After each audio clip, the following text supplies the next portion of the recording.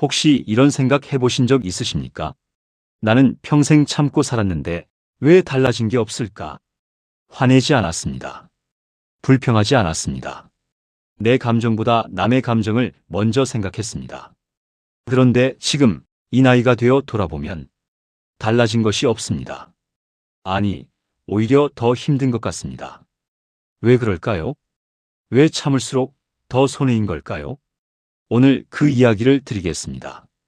끝까지 들으시면 평생 가슴속에 묻어두었던 그 억울함의 이유를 알게 되실 겁니다. 살아온 날들을 다시 생각하게 만드는 채널 삶의 사유입니다. 오늘 이야기는 조금 불편할 수 있습니다. 하지만 그 불편함이 어쩌면 오랫동안 찾아 헤매던 답일 수 있습니다.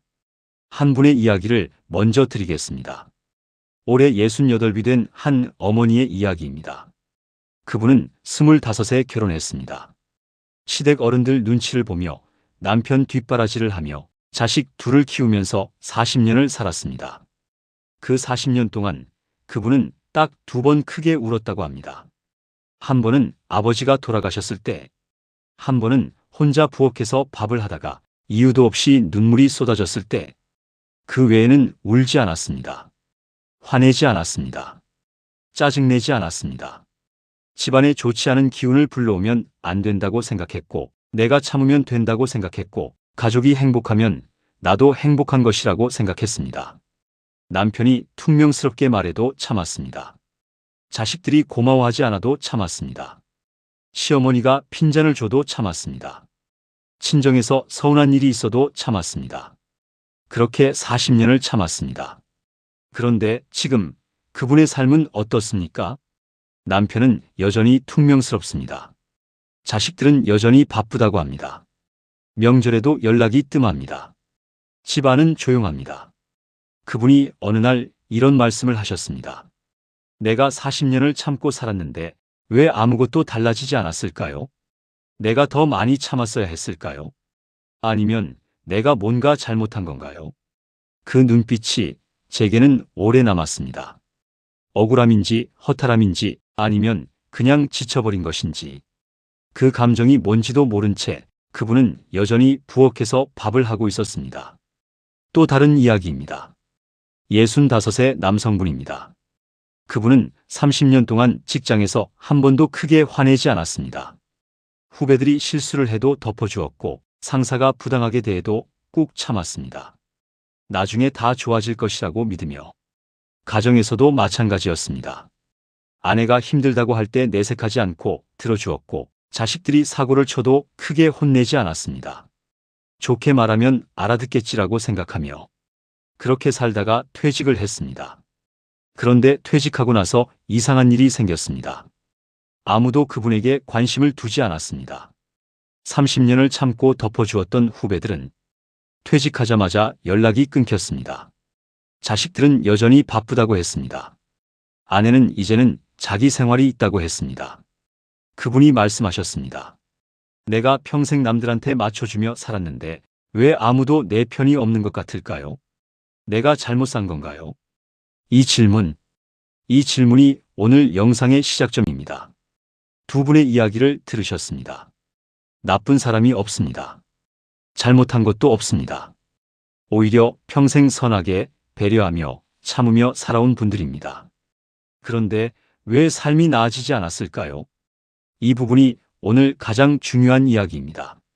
집중해서 들어보십시오. 핵심 하나. 참는 것은 미덕이 아니라 자기 억압이다. 우리는 어릴 때부터 이렇게 배웠습니다.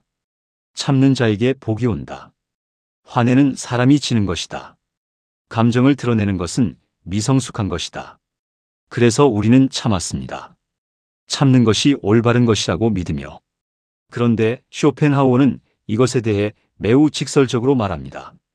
감정을 억누르는 것은 그것을 없애는 것이 아니다. 억눌린 감정은 사라지지 않고 내면 깊은 곳에서 쌓인다. 참는다는 것은 감정을 없애는 것이 아닙니다. 감정을 안으로 밀어넣는 것입니다. 밀어넣고 또 밀어넣고 또 밀어넣으면 그것이 어느 순간 다른 방식으로 터져나옵니다. 이유 없이 몸이 아픕니다. 사소한 일에 갑자기 눈물이 납니다. 아무 이유 없이 허탈하고 공허합니다. 오래된 피로감이 사라지지 않습니다. 이것이 억눌린 감정이 몸과 마음으로 나오는 방식입니다. 참는 것이 미덕이 아닙니다. 참는 것은 자기 자신에게 가하는 폭력입니다. 지금 이 말이 불편하게 느껴지신다면 그것은 이 말이 진실에 가깝기 때문입니다. 핵심 2. 참는 사람은 존중받는 것이 아니라 당연한 사람이 된다. 이것이 가장 슬픈 진실입니다. 우리는 참으면 상대방이 알아줄 것이라고 기대했습니다. 내가 참아주면 상대방도 나를 더 소중히 여길 것이라고. 그런데 현실은 어떻습니까? 처음에는 그렇습니다. 저 사람은 참 좋은 사람이야 라고 합니다. 그런데 시간이 지나면서 달라집니다. 저 사람은 원래 저런 사람이야. 저 사람은 항상 참아. 저 사람한테는 뭘 해도 괜찮아.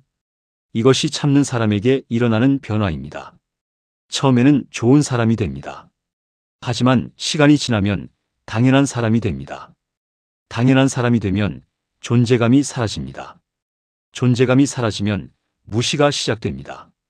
쇼펜하우어는 이것을 인간의 본성으로 설명합니다. 인간은 저항이 없는 곳으로 자연스럽게 흘러간다. 참는 사람은 저항이 없는 사람이다. 그래서 사람들은 그 사람에게 자꾸 흘러들어온다. 처음에는 고맙게, 나중에는 당연하게. 참을수록 더 많은 것을 짊어지게 됩니다. 참을수록 더 많은 것이 당연해집니다. 참을수록 더 많은 것을 기대받게 됩니다. 이것이 참는 사람의 딜레마입니다. 핵심 3. 감정을 표현하지 않으면 존재감이 사라진다. 사람은 감정으로 연결됩니다. 기쁠 때 함께 기뻐하고 슬플 때 함께 슬퍼하고 힘들 때 힘들다고 말하면서 그 감정의 공유가 관계를 만들고 관계를 유지합니다. 그런데 항상 참고 항상 괜찮다고 하고 항상 아무렇지 않은 척하면 어떻게 될까요? 상대방은 그 사람이 어떤 감정인지 알 수 없게 됩니다. 알 수 없으니 신경을 덜 쓰게 됩니다. 신경을 덜 쓰게 되니 연결이 약해집니다. 연결이 약해지니 관계가 흐릿해집니다. 평생 참으며 살아온 사람들이 나이 들어 외로운 이유가 여기 있습니다. 감정을 나누지 않았으니 진짜 연결이 만들어지지 않은 것입니다. 표면적으로는 가족이 있고 친구가 있고 관계가 있습니다. 하지만 깊은 연결은 없습니다. 왜냐하면 깊은 연결은 솔직한 감정에서 만들어지기 때문입니다. 지금 이 말이 마음에 걸리신다면 잠깐 생각해 보십시오. 당신은 마지막으로 언제나 지금 힘들어라고 말했습니까? 당신은 마지막으로 언제나 지금 억울해라고 말했습니까? 당신은 마지막으로 언제 진짜 감정을 누군가에게 말했습니까? 핵심 넷. 참는 것은 상대방을 위한 것이 아니다. 이 부분이 조금 불편할 수 있습니다. 하지만 솔직하게 말씀드리겠습니다. 우리가 참는 이유가 진짜 상대방을 위해서일까요? 한번 생각해 보십시오. 저 사람이 상처받을까봐 참는다. 분위기가 나빠질까봐 참는다. 나중에 관계가 어색해질까봐 참는다. 이것은 상대방을 위한 것처럼 보이지만 사실은 자신을 위한 것입니다. 갈등을 피하고 싶은 것, 거부당하는 것이 두려운 것, 관계가 나빠지는 것이 불안한 것. 이것이 참는 진짜 이유입니다. 쇼펜하우어는 이렇게 말했습니다. 우리가 하는 대부분의 행동은 타인을 위한 것처럼 보이지만 실제로는 자신의 불안을 다스리기 위한 것이다. 참는 것은 상대방을 위한 희생이 아닙니다. 참는 것은 자신의 불안을 피하기 위한 선택입니다. 이것을 알 때 우리는 조금 더 솔직해질 수 있습니다. 핵심 5. 참는 것은 상대방에게도 손해다. 이 말이 가장 반직관적으로 들릴 수 있습니다. 내가 참는 것이 상대방에게도 손해라는 것. 어떻게 그게 가능할까요? 이렇게 생각해 보십시오. 당신이 항상 참기 때문에 상대방은 자신이 잘못하고 있다는 것을 모릅니다. 남편이 퉁명스럽게 말해도 참으면 남편은 그것이 문제라는 것을 모릅니다. 자식이 감사히 여기지 않아도 참으면 자식은 당연한 것이 아닌 것을 당연하게 여기게 됩니다. 친구가 나를 가볍게 대해도 참으면 친구는 그것이 괜찮은 것이라고 생각합니다. 당신이 참음으로써 상대방은 성장할 기회를 잃습니다. 더 나은 사람이 될 수 있는 기회를 당신의 참음이 막고 있습니다. 참는 것은 상대방을 위한 배려가 아닙니다. 때로는 솔직하게 말하는 것이 상대방을 위한 진짜 배려입니다. 핵심 6. 참는 삶은 자신을 지우는 삶이다. 마지막 핵심입니다. 참고 또 참다 보면 어느 순간 자신이 무엇을 원하는지조차 모르게 됩니다. 내가 뭘 먹고 싶은지, 내가 어디에 가고 싶은지, 내가 진짜 무엇을 원하는지, 이것들이 흐릿해집니다. 왜냐하면 평생 자신의 욕구와 감정을 억누르며 살았기 때문입니다. 쇼펜하우어는 이것을 가장 비극적인 삶의 모습으로 봤습니다. 자신이 누구인지 모르는 사람은 어디에 있어도 편하지 않다. 자신을 지운 사람은 가족 안에 있어도 혼자입니다. 사람들 사이에 있어도 외롭습니다.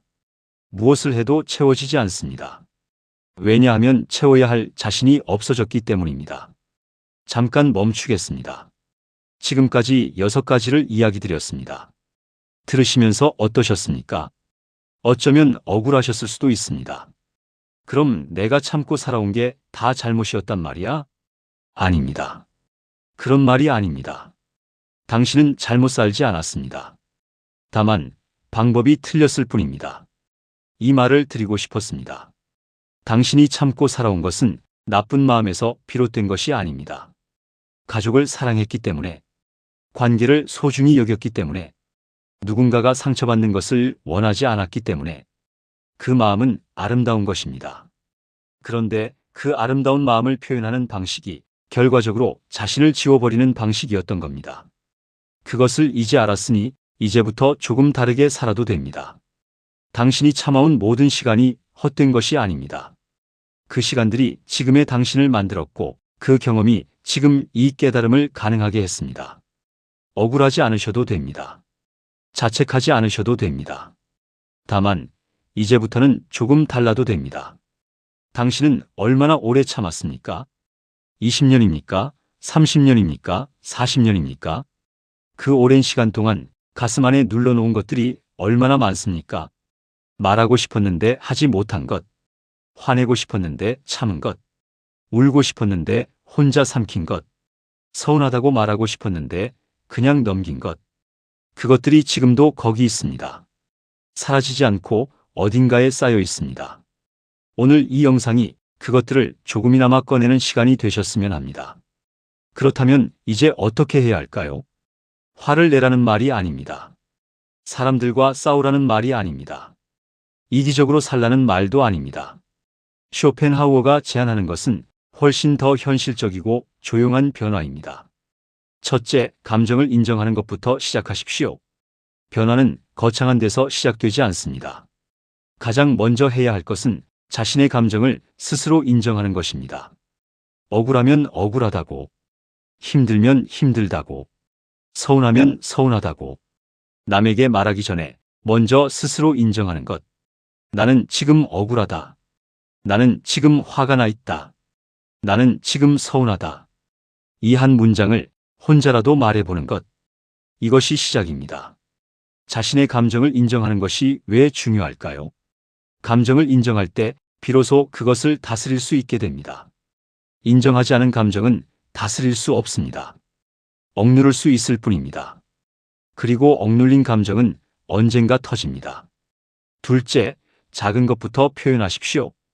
갑자기 크게 변하려 하지 마십시오. 평생 참아온 사람이 갑자기 모든 것을 말하기 시작하면 오히려 관계가 무너질 수 있습니다. 작은 것부터 시작하십시오. 밥상에서 이 반찬은 제가 별로 안 좋아해요 라고 말하는 것. 모임에서 저는 이게 좀 불편합니다 라고 말하는 것. 가족에게 오늘은 제가 좀 쉬고 싶어요 라고 말하는 것. 이 작은 말들이 처음에는 어색하게 느껴질 수 있습니다. 하지만 이 작은 말들이 쌓이면서 주변 사람들은 당신이 어떤 사람인지 새롭게 알게 됩니다. 그리고 당신 자신도 자신이 어떤 사람인지 다시 알게 됩니다. 셋째, 거절을 연습하십시오. 거절은 관계를 끊는 것이 아닙니다. 거절은 자신을 지키는 것입니다. 한번 생각해 보겠습니다. 제 상황을 봐서 알려드리겠습니다. 죄송하지만 이번에는 어렵겠습니다. 이 세 문장만 기억하십시오. 바로 내라고 하지 않는 것. 이것만 해도 큰 변화가 시작됩니다. 거절을 하면 관계가 나빠질 것 같은 두려움이 있습니다. 하지만 실제로는 반대인 경우가 많습니다. 경계가 있는 사람을 사람들은 더 존중합니다. 아무 때나 내라고 하는 사람보다 때로는 아니오라고 하는 사람이 더 진지하게 받아들여집니다. 넷째, 기대를 말로 표현하십시오. 우리는 종종 말하지 않고 기대합니다. 말하지 않아도 알겠지. 내 마음을 알아줄 것이다. 가족이니까 당연히 이해하겠지. 그런데 말하지 않은 기대는 상대방이 알 수 없습니다. 아무리 오래 살아온 가족도 마음을 읽을 수는 없습니다. 기대를 말로 표현하는 것. 나는 내가 가끔 전화를 해주면 좋겠어. 나는 당신이 수고했다고 한마디 해주면 힘이 나. 나는 가끔 내 이야기도 들어줬으면 해. 이렇게 말하는 것이 불편하게 느껴질 수 있습니다. 이런 것도 말해야 하나 싶을 수 있습니다. 하지만 이것이 훨씬 건강한 방식입니다. 말하지 않고 서운해하는 것보다 말하고 조율하는 것이 낫습니다. 다섯째, 자신을 위한 시간을 만드십시오. 평생 가족을 위해, 남을 위해 살아온 사람들은 자신을 위한 시간을 갖는 것에 죄책감을 느낍니다. 내가 이래도 되나? 이기적인 것 아닌가? 아닙니다. 자신을 위한 시간은 이기적인 것이 아닙니다. 자신을 채우는 것은 필수적인 것입니다. 빈 그릇으로는 남에게 줄 수 없습니다. 자신이 채워져 있어야 남에게도 줄 수 있습니다. 꽃을 키우든 산책을 하든 책을 읽든 아무도 방해하지 않는 조용한 시간, 오롯이 자신을 위한 시간, 그 시간이 쌓인 감정을 풀어주고 자신이 누구인지 다시 알게 해줍니다. 여섯째, 완벽하게 하려 하지 마십시오. 이 모든 것을 한 번에 다 하려 하지 마십시오. 처음에는 어색합니다. 처음에는 실수합니다.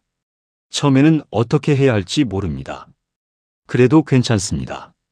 쇼펜하우어는 말했습니다. 인간은 완성을 향해 가는 것이 아니라 조금씩 나아가는 것이다. 조금씩 나아가면 됩니다. 오늘 한 가지, 내일 또 한 가지. 그것이 쌓이면 언젠가 달라집니다. 쇼펜하우어의 이야기를 조금 더 드리겠습니다. 그는 인간의 감정에 대해 이런 말을 했습니다. 억눌린 감정은 썩은 물과 같다. 흐르지 못하면 고이고 고이면 냄새가 나고 결국 주변까지 오염시킨다. 강렬한 비유입니다. 참는 것은 감정의 흐름을 막는 것입니다. 막힌 물은 썩습니다. 썩은 물은 자신을 해치고 주변도 해칩니다. 감정은 흘러야 합니다. 적절한 방식으로 적절한 때에 완전히 터뜨릴 필요는 없습니다. 하지만 조금씩 흘려보내야 합니다. 그것이 감정을 건강하게 다루는 방식입니다. 쇼펜하우어는 또 이런 말을 했습니다. 자신의 내면을 모르는 사람은 영원히 외부에서 답을 찾으려 한다. 그러나 외부에는 답이 없다. 우리는 오랫동안 외부에서 답을 찾았습니다. 남편이 달라지면 내 삶이 달라질 것이다. 자식이 알아줄 때가 되면 행복해질 것이다. 주변 사람들이 나를 인정해주면 괜찮아질 것이다. 그런데 그 답은 외부에 없었습니다. 답은 내부에 있었습니다. 내가 나를 어떻게 대하는가? 내가 나의 감정을 어떻게 다루는가? 내가 나를 얼마나 소중하게 여기는가? 이것이 달라질 때 삶이 달라집니다. 나이가 들면서 우리는 서서히 알게 됩니다. 젊었을 때 참았던 것들이 사실 참지 않아도 되었던 것들이었다는 것을. 부당한 대우를 참지 않고 말했어도 됐습니다. 힘들다고 말했어도 됐습니다. 내 의견을 말했어도 됐습니다. 때로는 화를 냈어도 됐습니다. 그래도 관계는 유지됐을 것입니다. 아니, 어쩌면 더 건강한 관계가 됐을 것입니다. 하지만 이제 그것을 알았습니다. 늦었다고 생각하지 마십시오. 지금 이 나이가 가장 좋은 때입니다. 더 이상 잃을 것도 없고 더 이상 남의 눈치를 볼 이유도 없습니다. 이제부터는 조금 더 자신답게 살아도 됩니다. 당신이 평생 참아온 것들, 그것들은 당신이 나쁜 사람이어서가 아니라 좋은 사람이고 싶었기 때문입니다. 가족을 사랑했기 때문입니다. 관계를 소중히 여겼기 때문입니다. 누군가를 다치게 하고 싶지 않았기 때문입니다. 그 마음은 지금도 아름답습니다. 다만 그 아름다운 마음을 지키면서도 자신을 잃지 않는 방법을 이제 배워가면 됩니다. 한 번에 다 바꿀 필요 없습니다. 오늘 하나, 내일 하나, 그렇게 천천히. 오늘 영상의 마지막에 한 가지만 기억해 주십시오. 참는 것이 미덕이 아닙니다. 자신을 드러내는 것이 이기적인 것이 아닙니다. 당신의 감정은 소중합니다. 당신의 의견은 들을 가치가 있습니다. 당신의 존재는 무시당해도 되는 것이 아닙니다. 평생 참고 살아왔다면 이제 조금 달라도 됩니다. 아주 조금이라도. 쇼펜하우어는 인생의 말년에 이런 말을 남겼습니다. 우리는 너무 늦게 자신을 발견한다. 하지만 늦었다는 것도 발견했다는 것이다. 당신은 지금 자신을 발견하고 있습니다. 그것으로 충분합니다. 오늘도 끝까지 함께 해주셔서 감사합니다. 영상이 도움이 되셨다면 좋아요 한번, 아직 구독 안 하셨다면 구독 부탁드립니다. 그리고 댓글에 이렇게 남겨주시겠어요? 나는 앞으로 참지 않고 하겠다. 예를 들면 이렇게요. 나는 앞으로 참지 않고 힘들다고 말하겠다. 나는 앞으로 참지 않고 싫으면 싫다고 하겠다. 나는 앞으로 참지 않고 내 시간을 갖겠다. 오늘의 다짐 한 줄이 누군가에게 큰 힘이 됩니다. 살아온 날들을 다시 생각하게 만드는 채널 삶의 사유였습니다. 다음 영상에서 또 뵙겠습니다.